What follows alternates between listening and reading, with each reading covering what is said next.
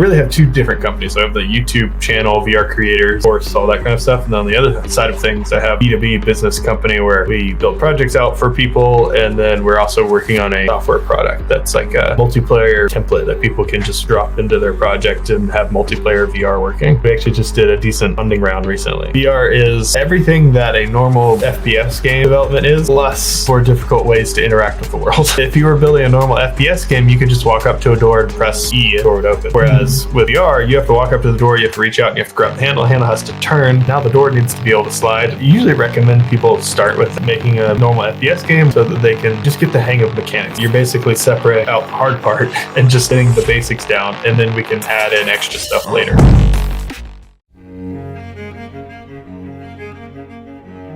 There's an old Wayne Gretzky quote that I love. I skate to where the puck is going to be, not where it has been. And we've all 2024, AI is going to kill a lot of jobs and VR is going to create a lot of jobs. Because of the introduction of Vision Pro and Oculus, there's an entire market which is wide open for companies to create applications in the metaverse. And the metaverse size is actually going to blow your mind because it's over $100 billion. A lot of companies are trying to build products in the metaverse. There are people who are buying real estate in the metaverse. So we have Justin with us in the podcast. Justin is an expert in VR who has over 35,000 plus subscribers on YouTube because of his ability to create amazing content related to VR and AR. And he has built several amazing products for top-notch companies like Dell and Walmart as well. Because of this, we spent a lot of time trying to get him on the podcast, but finally we got him and it was an amazing experience just talking to him. We talked about the Vision Pro, we talked about the metaverse, we talked about how you can build products for VR and AR. If you're someone who's interested in engineering or technology, this is the right channel for you. Please consider subscribing as well because we have a lot more amazing content for you. And I'll see you guys.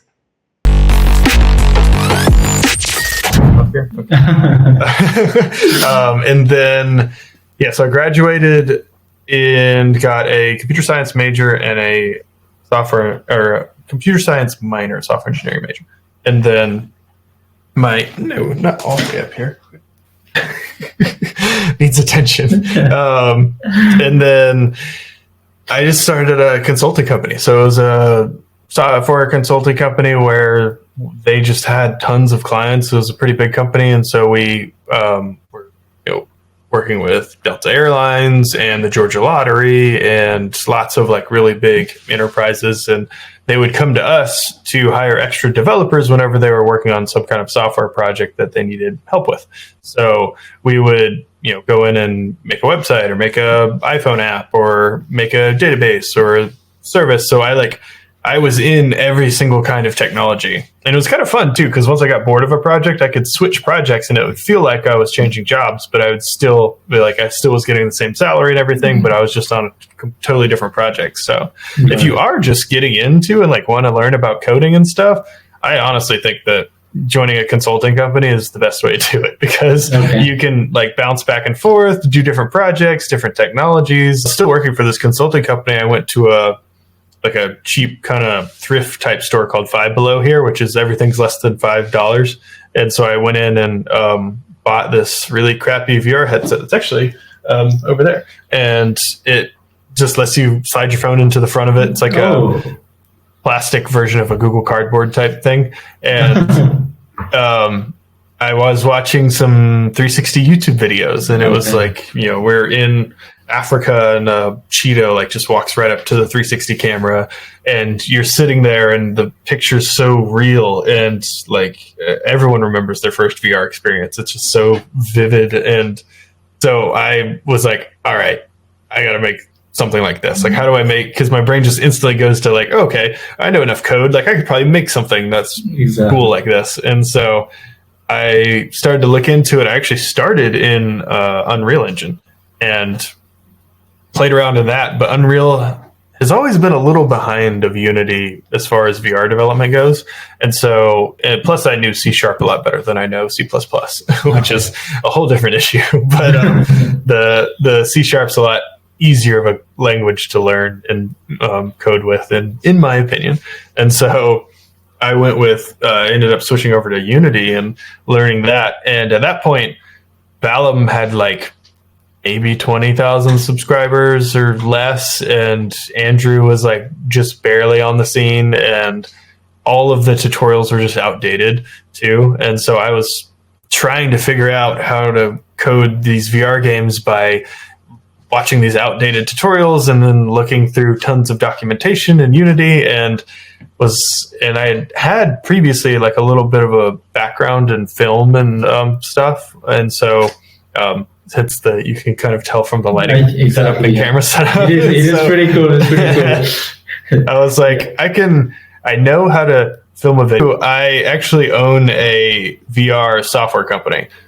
So last year also, even before the course launched, me and a business partner started a VR consulting company. So having the YouTube channel, I get people who will reach out to me and say, hey, can you help me build this project and whatnot? And sometimes those people are managers at large companies. And so I will, me and a partner ended up making a software company where we have 4 employees and a bunch of contractors, and we built projects for DELL, some French banks, some military contracts, other kind of stuff. And it's really just all people who come through the YouTube channel. And I'm like, here, I've got a whole company. So we actually just did a decent funding round recently. So I do know what I'm doing, and I have a whole, but it's B2B, so nobody ever really sees the results of all of those projects that I've worked on. But that's all like in the background. So I really have 2 different companies. So I have the YouTube channel, VR creators course, all that kind of stuff. And then on the other side of things, I have a B2B business company where we build projects out for people. And then we're also working on a software product that's like a multiplayer template that people can just drop into their project and have multiplayer VR working. Wow, that's really, really cool, man. I mean, first of all, I think I just want to say that to all the tutorial creators out there, I think you guys are doing God's work. I think it's just a lot of effort just to like create the tutorials, make sure that it runs, and then make sure that whatever doubts the people have and watch the video, you need to like clear it up. And then I think it's just a lot of work, and the kind of yeah, that's true. That's true. I mean, another question that I wanted to ask you was like, is game development a really lucrative career in the US and in other places? I mean, because there are a lot of people who just say that, just when you get into entry-level jobs, right? I mean, there are a lot of stuff like web development, there's more mobile development stuff which are getting used in a lot of companies. And there's a huge market for games growing at a very rapid pace. But then let's say if someone is in college right now, does it make sense to invest a lot of time into game development and game design and VR development sort of stuff? Do you recommend that, or like it's better to go down the traditional route, learn data structures and apply it to like tech companies and get ahead? I think the skills that you learn when you're learning game development are going to be useful, like no matter where you go, especially if we're focusing a lot more on the programming side of things. Like learning programming, learning how to optimize your code is going to be useful no matter where you go. So you'll be able to take those skills, like even if you are learning game dev on the side. And so what I don't recommend is just like totally jumping ship and like trying to do it all on your own, not like off of your savings or like racking up credit card debt or something. So I would not recommend that. But if you're able to work a 9 to 5 and then on the side a couple hours a day work on a game, or just learn how to do it, then I think that it is, especially in today's day and age, and if you're good with social media and marketing, that's like the other key to all of this. It is. And I think VR is exactly where iPhone was almost like 15 years back. I mean, yeah. And I think I could answer that question. So I do think, I think the Apple Vision Pro is very much in the spot where the iPhone 1 is right now, where people are like, oh, like nobody's going to use the iPhone. Like there's no keyboard on it. Cause like back then, like the BlackBerry was all the rage and it had the actual like push button keyboard on the bottom half of the phone. And everyone's like, oh, you need a tactile keyboard. Nobody's going to be able to type with just like touching a screen. They need to actually feel the buttons. And that's what everybody was saying. And so nobody like bought the iPhone. The iPhone didn't take off until the iPhone 3. And I think Apple Vision Pro is in the same spot right now. And I think they expect that and they know that. So that's why they're not releasing more than like a few 100,000 units, which sounds like a lot, which is really like not a lot at all. And they're like pricing it really high because their intention is it's only going to be for like super hardcore Apple fans who like buy everything that Apple makes, or developers who have like a studio or something, and or people like me who teach people how to make games. And so like I'll definitely be buying one just so I can get the ins and outs of it. And if you want to be super successful, like this is also the point where like the stupid games that are super easy to make do really well because there's nothing else. Like it was like back when the iPhone came out, it was like the flashlight app, which was literally the whole app was just a button that turned your flashlight on and off. And it had like a little image of a flashlight that would turn on and off when you clicked the screen. And that was it. That was a whole app. And then I think they started running ads on it like to monetize it. And then another point to that is that Apple's really orienting towards a more business approach. Like they want to do more business applications, more collaboration type applications where you're communicating with a team remotely, but like still it feels like it's in person, and so you get to see the avatars and like that kind of stuff. And so they're really cornering that market, and they're really forcing Meta into like a gaming market. So they're like, oh, Meta's just like this cheap gaming company. Like they don't have real VR headsets. Like that's kind of the approach that Apple's kind of taking. And it's also an AR first headset versus Meta's mostly like VR first headset. So, when Meta loads up, it's a VR headset. Like you're totally immersed. Like you have to actively like do stuff to, make it. Got it. So let's say a person who's just getting into VR development, like, so how does he make sure that, I'm going to spend the next 3-4 months really learning what I'm supposed to learn. And after that, I'm going to deploy it and going to make some really, really cool apps. So like, how should he get started? So how does that thought about what should he learn? And should he start off with like making games for like mobiles and PCs first, and then should he move to VR? Or like, should he just directly start moving with VR? And then there's some so starting out, I would play a bunch of games, and then the next step is really learning the engine. And a lot of people will just jump straight into VR development, which you can totally do. It's just harder. VR is everything that a normal FPS game development is, plus more difficult ways to interact with the world. So like. If you were building a normal FPS game, you could just walk up to a door and press E and the door would open. Whereas with VR, you have to walk up to the door, you have to reach out, and you have to grab the handle. The handle has to turn. You have to have the handle turn a certain amount before the door opens. Now the door needs to be able to slide, and like there's so many more like things. Whereas like an FPS game, I just walk up to it and press E, and then an animation plays. So like it's a lot easier to do an FPS game, in my opinion. And so I usually recommend people start with that, like start just making a normal FPS game or a third-person game so that they can, just get the hang of mechanics. Like how do you do an animation in Unity? How do you do a menu system? How do you, do a pause system? How do you load between levels? All these things you're going to have to use in a VR game too. So you're basically separating out the hard part and just like getting the basics down, and then we can add in extra stuff later. And so that's usually what I recommend. And then also in there is coding as well. So those kind of happen in parallel usually. So you'll learn the game engine, and at the same time you're also learning like C# or C++, whatever engine you're using. Makes sense. Makes a lot of sense. I mean, so once you go by, I mean, I think it's a dream of every game developer to like make something like GTA or like something like Fortnite. Yeah.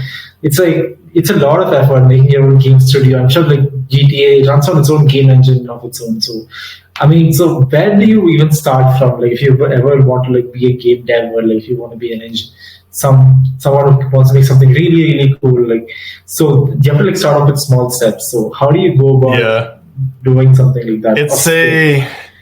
It's a running joke. You see these dark circles over here?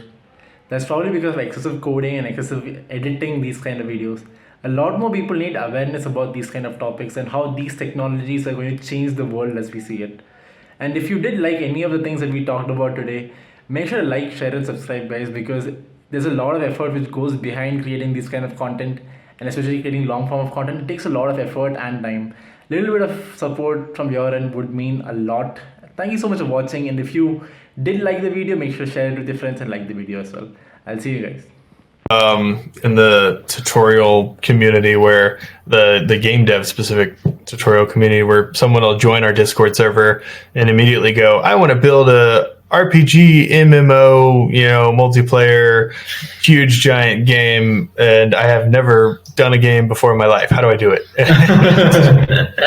It's like you gotta reduce your scope a little bit, and yes, you might have this huge dream of a game project or whatnot, but you gotta build up to it, and it's just, I think people underestimate the amount of work that it requires to actually build a game. And so I generally will say, when you're first starting out, you should build a bunch of demo projects. Mm-hmm. And you don't understand scoping very well yet, and so kind of pick the smallest thing you can think of, like one scene, one mechanic, and that's it. And it's one super small level. What would the super small, even just a testing level almost, that you would use to test the game, do a menu and then do a winning screen. So you load in, you do a menu, you do one mechanic. So it's I think a grappling hook in VR would be fun, so I'll build a grappling hook. And then you build a bunch of skyscrapers, have a grappling hook game, and then your goal is to get to the end of the city, get to the other side of the city. And then once you're there, you're done. End screen pops up, woohoo, you can do it again. And then that's the whole scope of the project, and that's probably going to take you about a month at least if you don't know, if you're just getting into it, that's a decently large project. But then as you do that time and time again, you'll be able to have a little bit bigger of a scope every project you do. So you're okay, last time we did a grappling hook, this time I want to do, either some other mechanic, or, this time I want to expand on that. I'll add a couple more levels to it, or a couple more mechanics. So, now I want you to also have a gun and there to be enemies, kind of thing. And then you just develop more and more demos and projects, and then you'll kind of get in the rhythm, the hang of things, and then you'll see how long it takes to do things, and you're okay, now I want to build a bigger project, and I see that it's going to take me a year if I am going at my current pace to build something out that's even releasable. Makes sense. I mean, so it's a very step-by-step process. I mean, yeah. I think just imagine the kind of effort that would have gone through to build these massive games. I think that's just insane. And one thing is you should be finishing games. A lot of people will go through tutorials and they'll learn the skill, and they'll have all these graveyard tutorial projects in their folders. And the idea is you should do the entire cycle, but the cycle should be very, very small. So, and if you are finding it hard to commit to doing that, then do a game jam. Because a game jam's a perfect opportunity to it'll show you what you need work on. It's uncomfortable to join a game jam, and it's difficult, but at the end of it, you're oh, okay, I really know nothing about animation and should probably learn a little bit about that. But I'm pretty good at coding, and I just need to maybe work on my pacing a little bit. And so you get those all those tangibles checked off. So I can do a menu screen, I can do a kind of quest system where the player has to hit all these objectives before the level's over. And I can do an end screen, and I can restart the player and move to the next scene. And once you hit all those are just can you do it or can you not? And then it becomes more of all right, can I make it fun? How do I do the pacing of the game and the story and make it more interesting and exciting? All right, now how do I do the art style and all that kind of stuff? And so I often refer to VR development as the truest form of art, because you're adding in all of the art elements. Like you're being creative when you're coding, you're doing 3D modeling or 2D modeling, and painting and sound design and lighting, and like there's just lots and lots of different fields that you have to learn if you want to be an indie dev or have a friend or partner come on and help you with. Exactly. I mean, that makes a lot of sense, because I think game dev, I think in India, and especially VR development, it's definitely a lot harder, because a lot of variables are involved. At the same time, you have to make sure that the person who's playing it, he's not uncomfortable, because it's a huge thing hanging over his head, and then this motion sickness as well. There's a lot of variables, I think.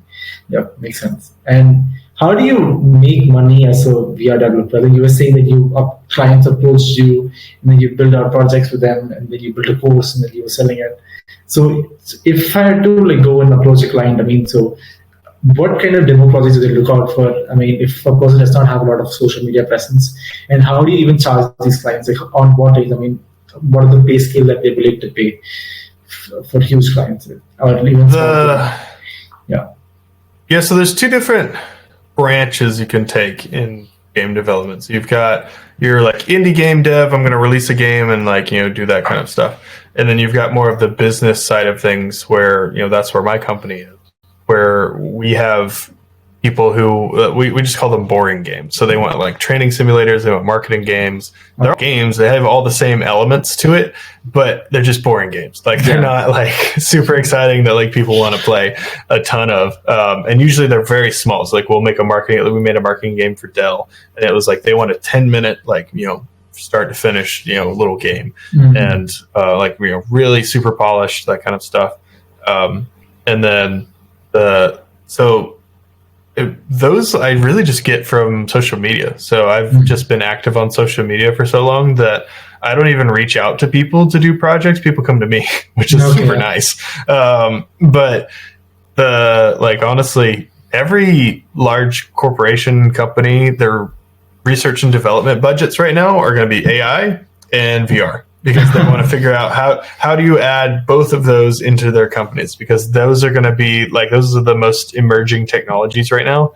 And so if you're in those spaces, you're going to do well. They're VR is supposed to multiply by 10 over the next 5 years, which is ridiculous.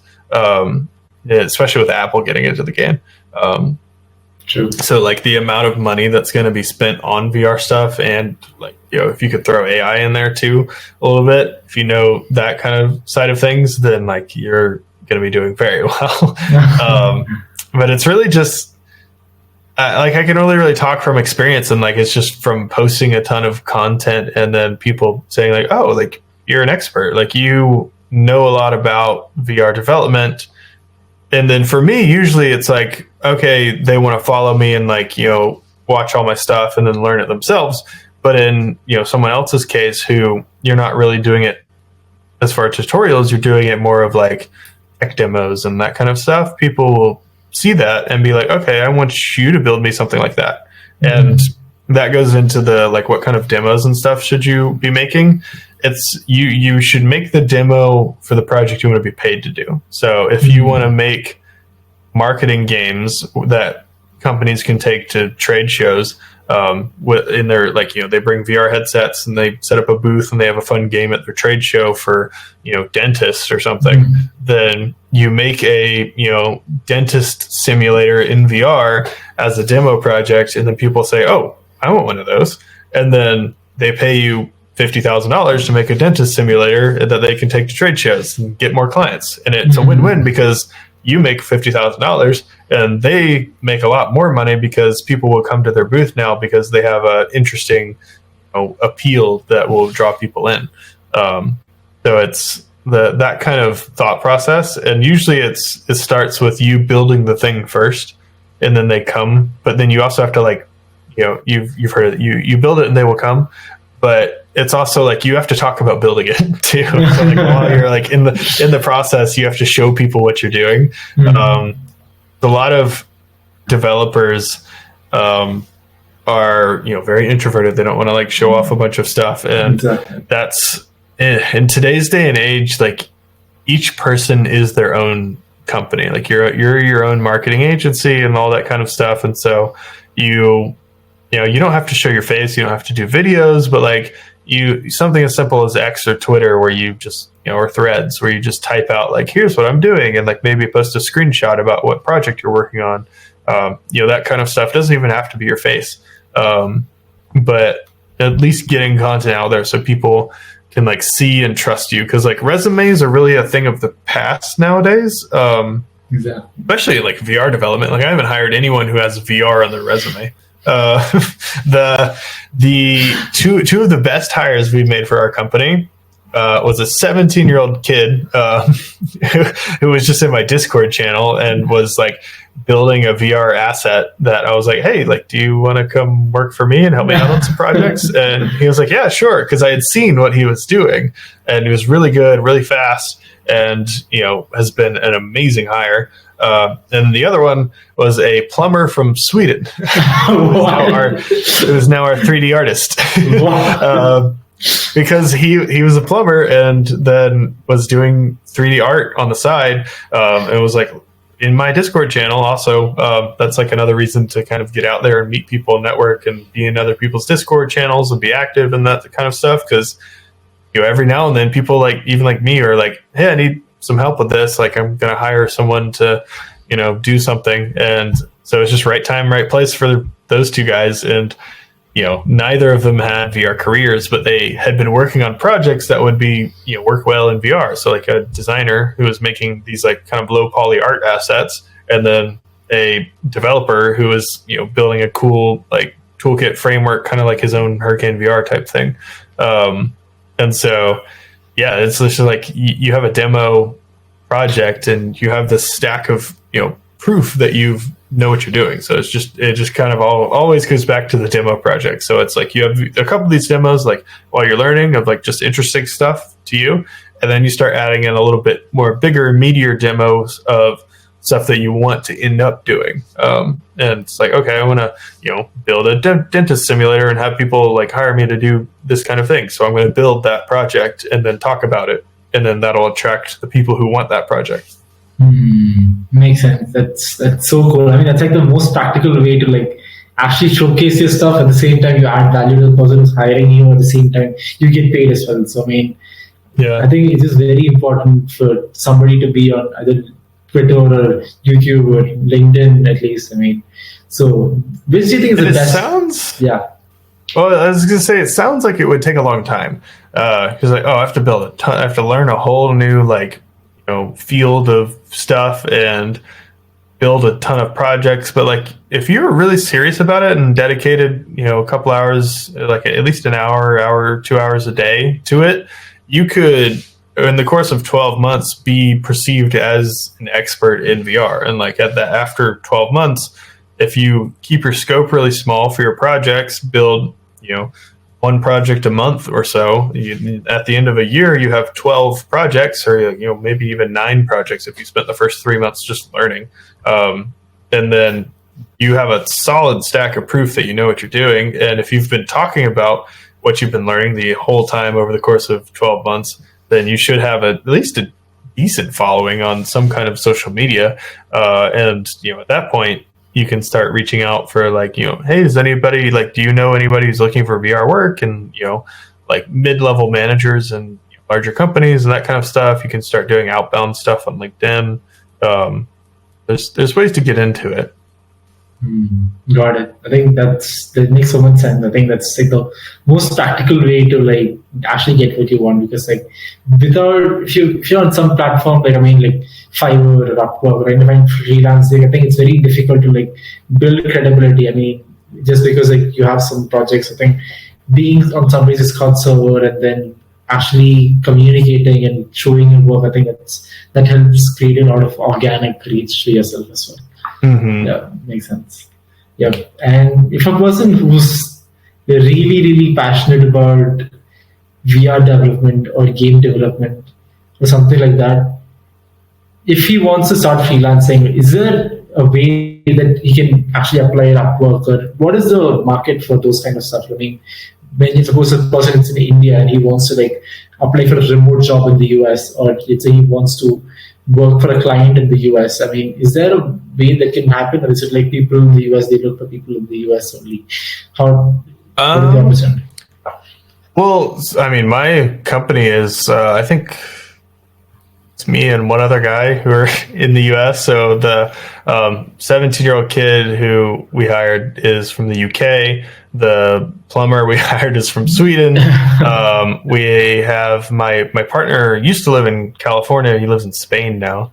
And so it's very like widespread. Another question I was going to ask, like, I mean, if it was between Unity, Unreal, Godot, I mean, like, what would you choose? I mean, at this point,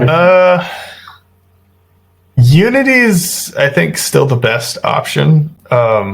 Not the most trustworthy option, and I'm not sure about long-term vision. But if I was just getting in now, I'd probably still start with Unity, but I would probably diversify a little bit and like look into Godot or Unreal, because Unreal's catching up and they still have pretty decent VR development stuff. They're just like a little bit behind as far as technology, because they're more oriented around filmmaking and good visuals and like AAA studios, and so they're less focused on the indie developer. And then Godot is like totally open source, so it's kind of hit or miss, and like whether or not it'll actually like work or not. Like, but it's totally free, which is another good thing. So like, no, but even if you get like the super good high, got like game that goes crazy, like you won't have to pay them anything, which is wild. For 3D art, especially given that you brought it up, like I think a lot of AI tools came up to like make the process really easier. Like I mean, like things like Spline. I've not really tested it out yet, but then do you know anything about this? Like, is there a way to like, because I'm not a 3D designer, like is there a way to like take the 3D art from somewhere, like based on my custom inputs? There's a few tools. I don't know off the top of my head what the names are. There's a couple of tools that are working on that, but like it's still very new, like AI tech turning, but they can turn like a 2D image into a 3D model, which is pretty cool. Yeah. And then you would still need, and I'm sure there's going to be AI tools for this too, to like to rig it and animate it and all that kind of stuff. There's AI tools like being developed in each kind of one of these. And so I wouldn't be afraid of AI tools coming out. Like I would honestly just try to embrace them as much as you can. Because the ones who use AI tools are going to be the ones who, stick around. The people who are like, no, I'm not going to use AI, it needs to be totally coded by myself, are going to be outpaced by the people who can do it 10 or 20 or 30 times faster by using AI. So now most of your time is going to be spent just going back and forth with an AI engine, and then you do a little tweak on your end instead of doing the whole thing yourself, and it takes 10 times longer. Exactly.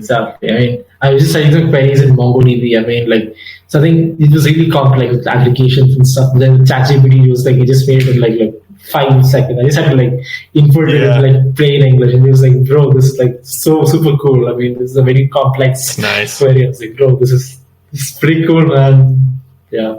Have a fun trick. If you're like learning this kind of stuff, have ChatGPT be your tutor. Like, instead of paying for college, pay $20 a month for ChatGPT 4, which is significantly better than ChatGPT 3.5, or like, whatever the latest version is when you're watching this video later down the road. But you can literally like the best trick for ChatGPT is to have like act as prompts. So you can say act as a tutor for, and then describe it, exactly what you are, like a 19-year-old person from this country who knows this and this and this, and wants to learn how to make VR games in Unity. I'm going to be learning over the next 12 months. I'm going to follow exactly what you say step by step. Let's get started. And that be like your prompt for ChatGPT. And then you can literally have your own tutor, and it's ChatGPT, and you go at your own pace, and it's like directly tunes precisely to you. And then you just have a conversation with it back and forth and like say, okay, it's going to give you some homework or some assignments, and you resubmit them, and honestly you can even have it grade you and like all that kind of stuff, and like you can say like, am I going at the right pace? Do I need to what do I need to learn next? And like, you know, have your own tutor in ChatGPT, which is kind of wild. So that's actually how I set up my ChatGPT prompts. Is I don't have like I'll have like I have like a tutor thread, and then I have like I have a writing thread for writing out like tweets or YouTube scripts, and then I've like gone through and trained it like initially like, hey, you're a writer, you're a professional writer, you're using these copywriting techniques, you know, your goal is to do this, and like you kind of prime it so it has a lot of background information, and then it can give you really, really good stuff. Exactly. Yeah. That makes a lot of sense. And yes, thank you, Justin. Thank you so much. I mean, your insights. Yeah, thanks so much. I appreciate you jumping on. Thanks for having me on the podcast. Yes, thank you so much for sharing your insights. I think it's going to benefit a lot of people who are getting into game dev or VR or anything around that area. Yes, Justin, any other final advice for the people? I mean, most of my audience is in the age group of around 18 to 22 or maybe 16, 17 to 22. So like, what would you like to tell them? Probably preparing to college, they just got into college or something. Don't go to college.